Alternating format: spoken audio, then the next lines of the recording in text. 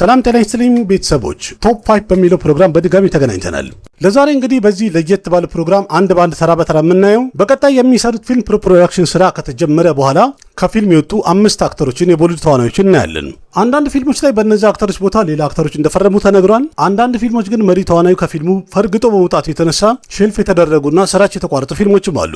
ለምሳሌ አሁን በቅርቡ መነጋገሪያ የነበረው ዶን 3 ከተሰኘው ፊልም ላይ ረንቪር ሲንግ መውጣቱ ከተነገረ በኋላ ፊልሙ ሼልፍ እንደተደረገው ማለት ነው። በየአመቱ በእርግጥ በጣም ብዙ ፊልሞች እንደሚሰሩ ኮንፈርም ይደረጋል ወይም ይረጋገጣል፣ አናውንስ ይደረጋል። ግን ደግሞ አንዳንድ አክተሮች የስራ ስኬጁላቸው ማች ባለማድረጉ የተነሳና እንዲሁም ደግሞ ክሬቲቭ ዲፈረንስ በሚባሉ ምክንያቶች አክተሮች ከፊልም ይወጣሉ። በዛም የተነሳ ብዙ ፊልሞች ሼልፍ ይደረጋሉ ወይም በን ይደረጋሉ።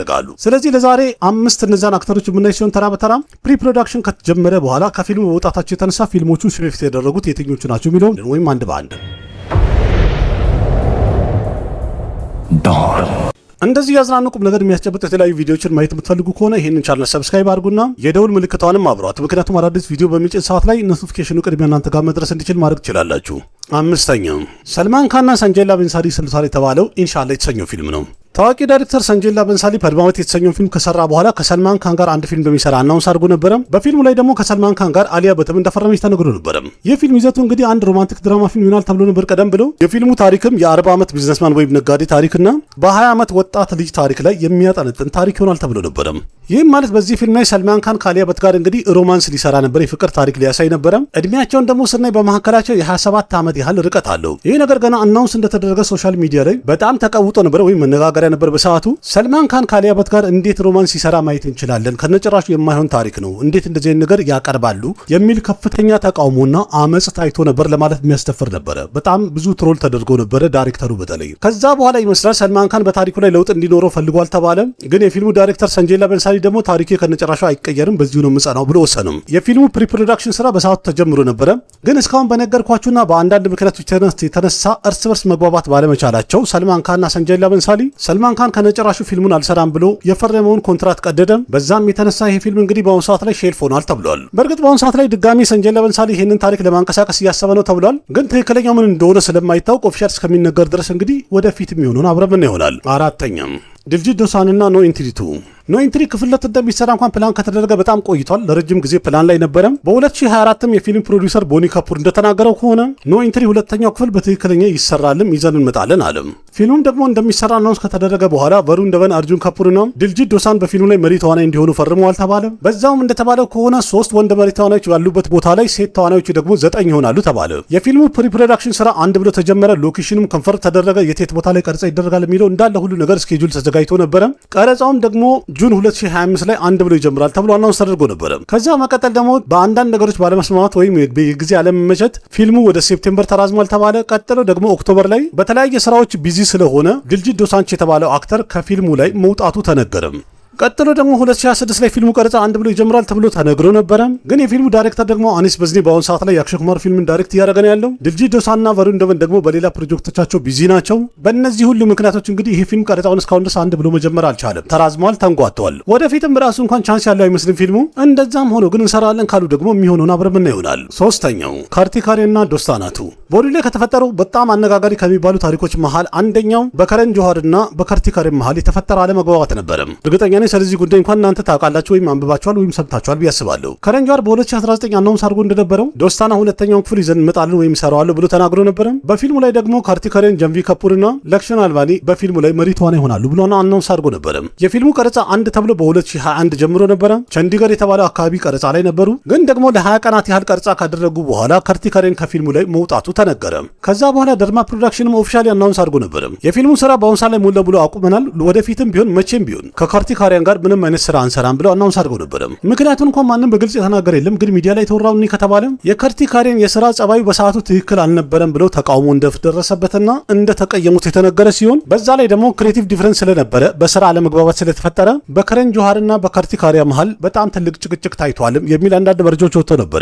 ስለዚህ ሁለቱ ባለመስማማታቸው የተነሳ ይሄ ፊልም ሼልፍ ተደርጎ ነበረ። በአሁኑ ሰዓት ላይም እንኳን ከተባለ ይሄ ፊልም እንደሚሰራ ምንም አይነት ተስፋ እየታየ አይደለም ወይም እየተነገረ አይደለም ያለው። ሁለተኛው አክሼ ከናና ድርሸም 3 ድርሸም 2 ላይ ልክ እንደተጫወተው ድርሸም 3ኛው ክፍል ላይም አክሼ ከና ፈርሞ ነበረ። ግን የፊልሙ ቀረጻ ከመጀመሩ 10 ቀን ሲቀረው ቀደም ብሎ አክሼ ከና ከዚህ ፊልም ላይ ከነጨራሹ ሙሉ ለሙሉ መውጣቱን አናውንስ አደረገ። ቻቫና ዱረንደር የመሳሰሉ ፊልሞች ላይ የአክሼ ከና ትወና እንደምታውቁት ተመልካቹ በጣም ወዶ አድንቆት ነበረ። ከዛ በኋላ አክሼ ከና ዋጋ ጨመር እንዲደረግለት ተናገረ። ስለዚህ ለድርሸም ፊልም ሜከሮች 21 ከሮር እንደጠየቃቸው ተነገረ። ከዛ ሌላ ደግሞ በጣም አስቂኝና አስገራሚ ነገር አክሼ ከና ዱረንደር ላይ እንደምታውቁት ያው ዊግ አድርጎ ነበር የተጫወተው ጸጉሩን። ስለዚህ እንደዛ ጸጉሩን እያውለበለበ መስራት እንጂ ፊልም የፈለገው መላጣ ሆኖ ከነጨራሹ መስራት ስላልፈለገ ካራክተሩ ላይ ዊግ ማድረግ አለብኝ ካልሆነ ግን መላጣ ሆኜ አልተውንም እንዳለ ደግሞ አንዳንድ መረጃዎች ወጥተው ነበር። የድርሸም 2 ፊልም ሜከሮች ደግሞ ሁለተኛው ክፍል ላይ ዊግ ሳታረግ መላጣ ሆነ ነበር የተጫወተው፣ ሶስተኛ ክፍል ላይ በዛ ካራክተር መመለስ አለብህ ብለው ስላሉት ከነጨራሹ በዚህም ሊስማማ አልቻለም። እንደገና ደግሞ የዋጋ ጭማሪም አለ። ከነጨራሹ አለመግባባቱ እየተባባሰ ሄደ። መጀመሪያ እንኳን ሁሉም ነገር ትክክል እየሄደ ነበረ። ግን ዱረንደር የተሰኘው ፊልም ቦክስ ኦፊስ ላይ ለእይታ በቃ። ተመልካቹ በጣም ወደደው። በጣም ስኬታማ መሆኑ ታየ። አክሼ ከና በጣም ተደነቀ። ስለዚህ አክሼ ከና በሰዓቱ ጥያቄውን እየጨማመረ እያበዛ በመጨረሻም አለመስማማታቸውና አለመግባባታቸው እየበዛ ስለሄደ ከፊልሙ ላይ እንደወጣ ተነገረ። የፊልሙ ፕሪፕሮዳክሽን ስራ ሙሉ ለሙሉ ተዘጋጅቶ ነበረ። ከ10 ቀን ቆይታ በኋላ የፊልሙ ቀረጻ አንድ ብሎ ይጀምራል ተብሎ እየተጠበቀ ነበረ። ግን አክሼ ከና ጥያቄውን ስላበዛ ከዚህ ፊልም መውጣቱ ተነገረ። አክሼ ከና ከወጣ በኋላ በእርግጥ በጣም ብዙ ጭቅጭቅ ተፈጥሮ ነበረ። ግን ፊልም ሜከሮች ደግሞ ፊልማቸው ላይ ትኩረት ስላደረጉ በአክሼ ከና ቦታ በመጨረሻም ፐርካሽ ራጅን ሊያስፈርሙት ችለዋል። ፊልሙ እንኳን ሼልፍ አልተደረገም፣ ስራውን ቀጥሏል። ግን በዚህ ፊልም ላይ አክሼ ከና አይኖርበትም። ለዛም ይመስላል ከመሆላል ድርሸም ጋር አብሮ እኩል ይወጣል የተባለው የአጄ ዴቭጋን ፊልም እስካሁን ድረስ ሊወጣ አልቻለም። እንዲያውም በመካከላቸው ይህን ያህል የወራት ለውጥ እንዲፈጠር ያደረገው የአክሼ ከና መሃል ላይ መበጥበጥ ነው የሚሉ አንዳንድ ቅሬታዎችም ተሰምተዋል። क्योंकि कहानी अभी खत्म नहीं हुई है, आखिरी हिस्सा बाकी है። አንደኛው रणवीर सिंह እና ዶን 3 ስለ रणवीर सिंह እና ዶን 3 እንኳን በደንብ ጠንቃችሁ ታውቃላችሁ። እንደሚታወቀው ያለፉት ጥቂት ቀናት በጣም መነጋገሪያ ሆነ ነበር። እኔም ሳቀርብላችሁ ነበር። ዶን 3 እንደሚሰራ ፕሮሞ ቲዘሩ ለእይታ በቅቶ ነበር። ተመልካቹ ግን ካየ በኋላ በरणवीर सिंह ደስተኛ አልነበረም። ምክንያቱም ተመልካቹ ያሰበው ልክ እንደ አሚታብ በቸንና እንደ ሻሩክ ካን የዶንን ካራክተር በአግባቡ ተሸክሞ መወጣት ይችላል ብሎ ማንም ያመነሱ አልነበረም። እንደዛም ሆኖ ግን ተመልካቹ የተቃወመም ፍርሃን አክተርና ሪቴክ ሲድዋኒ በዶን 3 ላይ ስራቸውን ቀጥሎ ነበረ። የፊልሙ ፕሪፕሮዳክሽን ስራም አንድ ብሎ ጀምሮ ነበር። ለፊልሙ የሚያስፈልገው በጣም ብዙ ነገር እያዘጋጁ ነበረ። ግን በመሃል የተፈጠረው አለመግባባት ምንነቱን እንኳን በግልጽ ባናቀው መጨረሻ ግን रणवीर सिंह ከፊልሙ ከነጨራሹ እንደወጣና እንደማይሰራ አናውንስ አደረገ።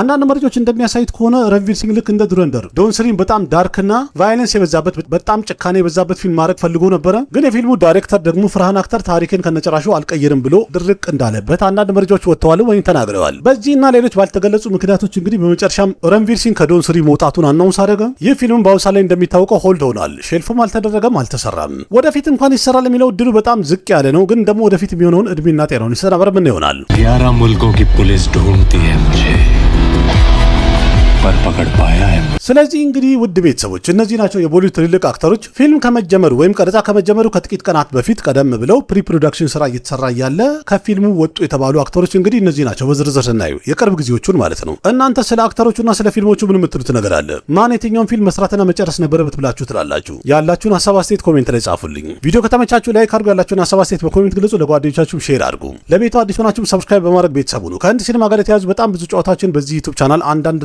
ያልን ተራ በተራ እንቀባበላለን፣ አቀርብላችኋለሁ። በሌላ ምርጥ ቪዲዮ በድጋሚ እስከምንገናኝ አቅራቢያችሁ ቃሲም መካ ነበርኩኝ። ደህና ሁኑ። ባባይ ना जाने कैसा एहसास है, बुझती नहीं है क्या प्यास है, क्या नशा इस प्यार का मुझ पे सनम छाने लगा।